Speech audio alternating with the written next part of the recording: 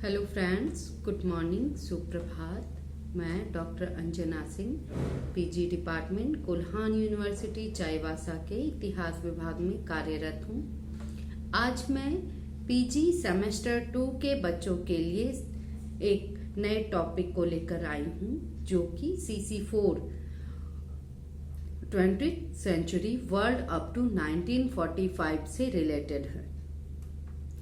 आज का जो हमारा टॉपिक है वह रूसी क्रांति, जो कि रूस में हुआ था, उससे रिलेटेड है। तो आज का जो हमारा टॉपिक है वह है causes of the Russian revolution 1970। इसके सामाजिक एवं राजनीतिक कारण क्या रहे। इस रूसी क्रांति को मैं कई भागों में विभक्त करके आपको समझाने का प्रयास करूंगी। आशा करती हूँ कि आप पाठ को समझ रहे होंगे और पाठ को समझने के बाद यह आपके लिए दिशा निर्देश है कि आप इससे जुड़े हर ऑब्जेक्टिव क्वेश्चन को लिखने की शुरुआत करें और ऑब्जेक्टिव क्वेश्चन को मेरे व्हाट्सएप नंबर पर डालिए। अगर कोई आपत्ति है तो मुझसे पूछिए। रूसी क्रांति, जैसा कि हम लोग जान रहे हैं कि यह 1917 में हुआ, रूस में हुआ। किसी भी देश में क्रांति जब होती है तो उसके अनेक कारण होते हैं। सामाजिक कारण, राजनीतिक कारण, आर्थिक कारण, बौद्धिक कारण, धार्मिक कारण, तात्कालिक कारण। तो आज मैं इसके सामाजिक और राजनीतिक कारणों पर विशेष चर्चा करूंगी। जो हमारा रूसी क्रांति हुआ उसका जो राजनीतिक कारणों की अगर हम चर्चा करें तो पहले हम ये समझेंगे कि रूस का जो सिस्टम था वो कैसा था। रूस में जो शासक होते थे उनको जार कहा जाता था और उस समय वहां पर जब रूस की क्रांति 1917 में हुई तो उस समय वहां के जार जो थे उनका नाम था जार निकोलस द्वितीय। ये सारा जो क्रांति हुआ वो लगभग इन्हीं के कार्यों, हालांकि क्रांति अचानक से नहीं होती है, उसके बीच कई वर्षों से उसमें निहित होते रहते हैं, अचानक से कुछ नहीं होता है। तो मेन मुद्दा जो था वो जार निकोलस द्वितीय की अयोग्यता भी इसमें हमें सामने दिखती है। इनकी जो पत्नी थी जरीना, तो जार निकोलस द्वितीय जो थे उन पर इनकी पत्नी का विशेष प्रभाव था। इनकी पत्नी प्रशासनिक कार्यों में, राजनीतिक कार्यों में हस्तक्षेप करते थे। अब जो जरीना थी वो रासपुतीन से विशेष उनको लगाव था। रासपुतीन अब कौन है ये समझने की बात है। तो जो रासपुतीन थे वह थे एक पादरी जो कि काफी भ्रष्ट थे। अपनी बातों को मनवाने के लिए ये हर संभव प्रयासरत रहते थे और अपनी बातों को जरीना के माध्यम से निकोलस द्वितीय, जार निकोलस द्वितीय के द्वारा करवा लिया करते थे। तो इस तरह से प्रशासन में अगर पूर्ण रूप से अगर देखा जाए तो जरीना का विशेष हस्तक्षेप यहाँ देखा जा रहा है। ऐसे अगर ये तो वहाँ का एडमिनिस्ट्रेशन था। अब मैं इसके हर पॉइंट बाय पॉइंट पे चर्चा करूंगी। तो ये इसका जो रूसी क्रांति का जो पहला कारण बनेगा वह है निरंकुश शासन। पहला पॉइंट, निरंकुश शासन। निरंकुश शासन, जिस समय रूस में क्रांति हुई तो अभी मैंने बताया कि उस समय वहां का जो शासक था वह था जार निकोलस द्वितीय, जो कि प्रशासन को सही ढंग से चलाने में असमर्थ था। और इस तरह से रूस के जो सम्राट जो थे वो वहां पर निरंकुश राजतंत्र का बोलबाला चल रहा था। जार ने वहां पे सारी शक्तियां को अपने हाथों में केंद्रित कर लिया था। इससे शासन की सारी सत्ता की सारी बागडोर, चाहे वो राजनीतिक, व्यवस्थापिका या न्यायपालिका सारा उसके अधीन हो गया। इस तरह से हम देखते हैं कि जार निकोलस ने किसी को कोई आजादी नहीं दी और सारी व्यवस्था अपने हाथों में ले ली। हमारा जो अगला पॉइंट है वह है सभी तरह की स्वतंत्रताओं का अभाव। पॉइंट फिर से, सभी तरह की स्वतंत्रता का अभाव। जार निकोलस द्वितीय ने अपने शासनकाल में सारी शक्तियां अपने हाथों में ले ली। इस वजह से वहां किसी को किसी भी, चाहे वो प्रशासनिक क्षेत्र हो, सैनिक व्यवस्था हो, किसी भी क्षेत्र में किसी को कोई भी सुविधा नहीं मिली। यहाँ तक कि प्रेस को भी स्वतंत्रता नहीं थी कि वो अपने मन से कुछ भी छाप दे। इन्हें इनकी अनुमति लेनी पड़ती थी। अगर कोई प्रेस इनके विरुद्ध कुछ बोलता या लिखता था तो उसे निराधार बनाकर उसके ऊपर कार्रवाई की जाती थी, उसे बंद तक किया जाता था। किसी भी तरह का राजनीतिक संगठन करने का यहाँ पे किसी को कोई अधिकार नहीं रह गया था कि भाई एक पॉलिटिकल मुद्दा है तो इसमें कुछ लोग आपस में वार्तालाप करके कोई सुझाव दें, यह भी बिल्कुल निषेध था। इस तरह से हम देखते हैं कि जो जार थे वो पूरी तरह से लोगों को अपने कंट्रोल में कर चुके थे और कोई भी व्यक्ति विदेश से नहीं आ सकता था। कोई भी व्यक्ति यहाँ पर विदेश से नहीं आ सकता था और ना ही किसी को विदेश में जा सकता था। ये दोनों बात थी ताकि आप अपनी बातों को, अपने शासन की बातों को इधर उधर नहीं फैला सकते थे। ना विदेशी लोग आएंगे तो वो जानेंगे, ना यहाँ के लोग विदेश जाएंगे तो वो बताएंगे।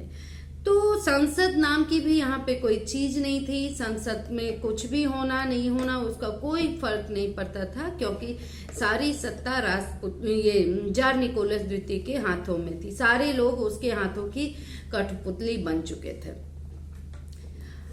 हमारा जो अगला पॉइंट है वह है जार निकोलस द्वितीय की अयोग्यता एवं रासपुतीन का प्रभाव। जो रूस में जार निकोलस का जो शासनकाल था वो सबसे वजह बना इस क्रांति की शुरुआत का। लोग इसके किए गए कार्यों से इतने ऊब चुके थे कि कभी भी विद्रोह करने के लिए उतारू थे। इस तरह से हम देखते हैं जो जार निकोलस द्वितीय की पत्नी जरीना, इनका विशेष हस्तक्षेप पॉलिटिकल क्षेत्र में रहता था। कोई भी काम इनके अनुमति के बिना नहीं होता था। और जो जरीना थी वह रासपुतीन, जो कि वहां का एक भ्रष्ट पादरी था, उसके अधीन थी। और इस तरह से कोई भी व्यक्ति कोई गंभीरता से कोई निर्णय नहीं ले रहा है। सारी चीज इन दोनों के हाथों की कठपुतली बन गई थी। और जरीना जो थी उस पर रासपुतीन का विशेष प्रभाव पड़ चुका था। वो कोई भी काम उनसे बिना पूछे नहीं करती थी। तो इस तरह से जो भ्रष्ट पादरी थे उन्होंने अपनी भ्रष्टता प्रशासन के हर क्षेत्र में डाल कर रखती थी। हमारा जो अगला पॉइंट है वह है रूसीकरण की नीति, यानी कि गैर रूसी जातियों में असंतोष ये फैलाने वाली बात है। रूसीकरण की नीति हमने प्रथम विश्व युद्ध में भी पढ़ा था, पानस्लाव ये सब। तो जो रूस में था स्लाव जाति के लोग की प्रमुखता थी। तो रूस ने यह सोचा कि मेरे जाति के लोग जहां जहां भी रहें उन्हें सबसे अधिक मान सम्मान मिले, उन्हें कोई कष्ट ना हो।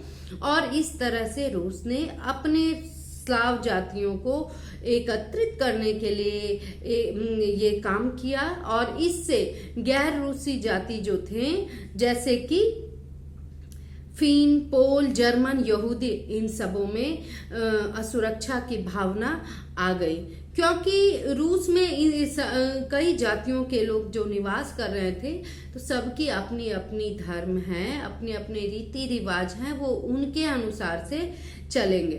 तो इस तरह से देखते हैं जब उसकी सरकार ने रूसीकरण की नीति का अवलंबन किया तो दूसरे धर्म के लोगों को काफी आघात पहुंचा। और रूस के शासक ने यह भी सोचा कि कहीं मेरी जातियों में अलग अलग धर्मों के लोगों का प्रभाव ना पड़ जाए। इससे गैर रूसी जातियों में घोर असंतोष हो गया था और वे जारशाही का विरोध करने लगे। हमारा जो अगला पॉइंट है वह है रूस की राजनीतिक मर्यादा को आघात। रूस की राजनीतिक मर्यादा को आघात। तो इस तरह से हम देख रहे हैं यहाँ पर कि रूस का एडमिनिस्ट्रेशन सिस्टम बिल्कुल ही भ्रष्ट हो गया है और 19वीं शताब्दी में जो बाल्कन प्रायद्वीप तथा कुछ अन्य क्षेत्रों पर भी रूस ने अपना अधिकार जमा लिया। इंग्लैंड, फ्रांस, जापान आदि इसके विरोध के कारण उसे सफलता नहीं मिली। प्रयास किया लेकिन इसे सफलता नहीं मिली। 1854 से 56 में जो क्रीमिया के युद्ध में भी उसकी पराजय हुई। यानी कि क्रीमिया का युद्ध कब हुआ? 1854 से 56 के बीच में, और उसमें रूस की पराजय हुई। 1904-05 में जो रूस और जापान का युद्ध हुआ था उसमें भी रूस की हार हो गई। तो इस तरह से उसकी राजनीतिक मर्यादा को बड़े समय से निरंतर आघात पर आघात पहुंचता जा रहा है। ये किसी भी युद्ध में जीत नहीं पा रहा है, अपनी विचारों को फैला नहीं पा रहा है और इस वजह से वहाँ की जनता को भी भारी क्षुब्ध होना पड़ रहा था। वे बिल्कुल ये उनके लिए असहनीय बात थे। लोग सोचने लगे कि ऐसे शासन से क्या लाभ होगा जो कि लोगों को ना सुख दे सके और ना ही राष्ट्रीय सम्मान की रक्षा कर सके।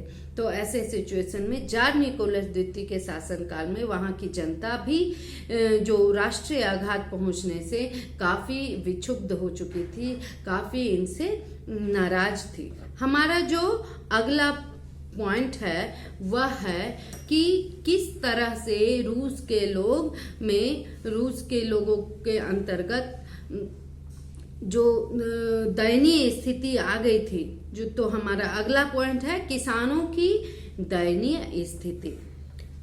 हम देख रहे हैं कि 1861 ईस्वी में जार अलेक्जेंडर द्वितीय ने 1861 में जार अलेक्जेंडर द्वितीय ने किसान मुक्ति कानून बनाया था, जिसमें बंधुआ मजदूर प्रथा जो थी, बंधुआ प्रथा और खेत में जो मजदूर लोग काम करते थे उन सबको मुक्ति देने का काम इसमें किया गया था। लेकिन किसानों की स्थिति में इससे कोई विशेष सुधार नहीं पहुंचा। उनके जो खेत थे बहुत ही छोटे छोटे थे, जिन पर वे पुराने तौर तरीके से कृषि करते थे, जिससे ढंग की खेती नहीं हो पाती थी और ढंग की खेती नहीं होगी तो पैदावार अच्छी नहीं होगी, पैदावार अच्छी नहीं होगी तो टैक्स में सारा अपना जो भी अनाज उपजेंगे वो तो टैक्स में चले जाएंगे। तो इस तरह से उनके पास कुछ भी नहीं बच पा रहा था, इसलिए उनकी स्थिति बिल्कुल ही दयनीय थी और उनको विकसित करने की पूंजी भी जो सिंचाई व्यवस्था है या आधुनिक संयंत्रों का जो सहयोग लिया जाए, इन सबको खरीदने के लिए भी उनके पास कोई पूंजी नहीं थी, जिस वजह से वे अपने कृषि का विकास नहीं कर पा रहे थे। तो इस तरह से हम देख रहे हैं कि वो सदा ही एक ऋण के बोझ में दबे रहते हैं। ऐसे में किसानों के पास भी क्रांति करने के अलावा और कोई चारा नहीं था। हमारा जो अगला पॉइंट है मजदूरों की दयनीय स्थिति। हम देख रहे हैं कि जब किसान की स्थिति दयनीय है तो मजदूरों की स्थिति भी वैसे ही रहेगी। रूस में जो मजदूरों की दशा थी वो बहुत ही दयनीय अवस्था में थे। उनके कार्यों के घंटे बहुत अधिक होते थे, कोई लिमिटेशन नहीं है कार्य करने का कि आप 6 घंटे काम करेंगे, 8 घंटे काम करेंगे, 10 घंटे काम करेंगे, 12 घंटे, कोई फिक्स टाइम नहीं था। और इतने देर काम करने के बाद भी उनकी मजदूरी जो थी वो बहुत ही कम थी और इसके साथ ही उनके साथ बहुत ही दुर्व्यवहार भी किया जाता था और मजदूर भी अपनी स्थिति से काफी असंतुष्ट हो गए थे। और जब उनके बीच रूसी लेखकों और वक्ताओं ने मार्क्स के क्रांतिकारी विचारों का प्रचार प्रसार किया, तब उनमें भी जार के विरुद्ध विद्रोह की भावना पनपी और वे जार के विरुद्ध विरोध और क्रांति में शामिल होने में अपनी अहम भूमिका निभाएं। हमारा जो अगला पॉइंट है किसानों तथा मजदूरों का विद्रोह, जो कि हमने पहले ही कहा कि किसान की स्थिति वैसे ही दयनीय है और मजदूर भी अब इनके खिलाफ हो गए हैं। तो इस तरह से रूस का जो सबसे बड़ा हम कहते हैं किसी भी समाज को बनाने के लिए दो ही वर्ग होते हैं, उच्च वर्ग और निम्न वर्ग। उच्च वर्ग के अंतर्गत जो निम्न वर्ग काम करते हैं, अगर वही असंतुष्ट रहेंगे तो फिर उच्च वर्ग के यहाँ लोग काम कैसे करेंगे। तो इस तरह से देखते हैं कि किसान और मजदूर सबसे पहले इन्हीं लोगों ने विद्रोह करना शुरू कर दिया और अपनी स्थिति में सुधार लाने के लिए ये हर संभव प्रयास करना चाह रहे थे। और 1861 में जो जार अलेक्जेंडर द्वितीय का जो श्रम कानून पारित भी हुआ था, उस किसान मुक्ति कानून, उससे भी इनको कोई विशेष लाभ नहीं हुआ। अतः इसके बाद भी विद्रोहों का सिलसिला जारी रहा, जो कि जार निकोलस द्वितीय के समय में अपनी चरम सीमा पर पहुंच चुका था। हमारा जो नेक्स्ट पॉइंट है वह है बेकारी की समस्या। इस समय रूस में बेकारी की समस्या बहुत भयंकर रूप से उत्पन्न हो गई।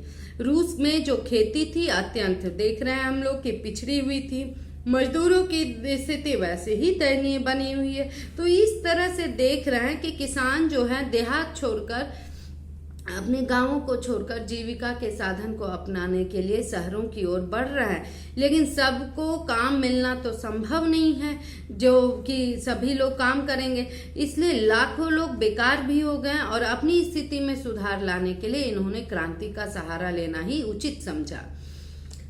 हमारा जो इस तरह से हम देख रहे हैं कि रूस में जो सामाजिक और राजनीतिक कारण जो था वह रूस की क्रांति के लिए बहुत ही महत्वपूर्ण दिख रहा है और इन्हीं कारणों की वजह से रूस में क्रांति की शुरुआत हुई।